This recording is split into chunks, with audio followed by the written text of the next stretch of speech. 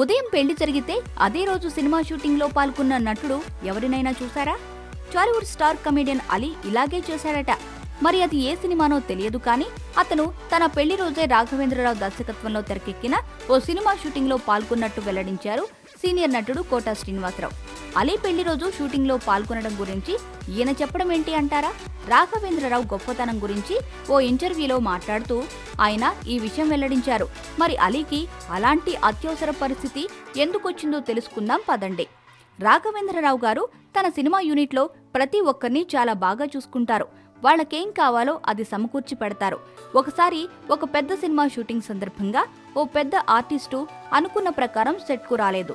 వేరే ఆర్టిస్టుల డేట్లు వృధా అయిపోతాయని భావించి ఆ ఆర్టిస్టు స్థానంలో వేరొకరిని తీసుకుని ఆ రోజే షూటింగ్ చేయాలనుకున్నారు. వెంటనే అలీకి ఫోన్ కలపమన్నారు.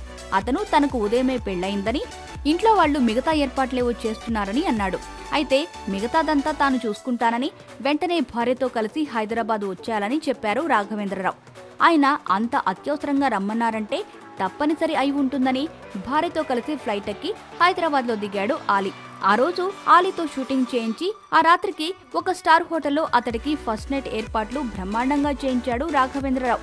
ఆర్టిస్టుల్ని రాఘవేంద్రరావు ఎలా చూసుకుంటారు అనడానికి ఇది ఒక ఉదాహరణ అని కోట తెలిపారు.